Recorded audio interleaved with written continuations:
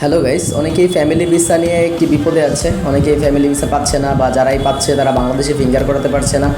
আসলে এখনও বাংলাদেশের ফিঙ্গারটি এখনও চালু হয়নি। হজের জন্য যে বন্ধ ছিল এখনও বন্ধ, অ্যাপয়েন্টমেন্ট নেওয়া যাচ্ছে না। আমারও 3টি ভিসা ফাইল রেডি করে রাখছি, কিন্তু অ্যাপয়েন্টমেন্ট নিতে পারছি না। দুঃখজনক বিষয়।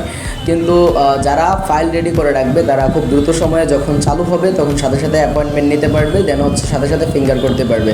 তারই ধারাবাহিকতায় আপনারা যাদের ভিসা রেডি তারা আমাদের সাথে যোগাযোগ করতে পারেন, রাশাসারা ট্রাভেলসে আসতে পারেন।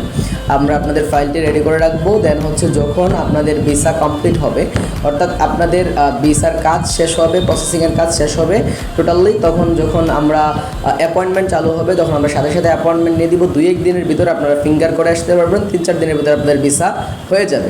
সুতরাং আপনারা দ্রুত আমাদের সাথে যোগাযোগ করুন যাদের ভিসা রেডি আছে, আর যাদের ভিসা রেডি নেই যদি ভিসা পান ভিসা নিয়ে তারপর আমাদের সাথে যোগাযোগ করবেন। আমরা পার্সোনালি এখন আপাতত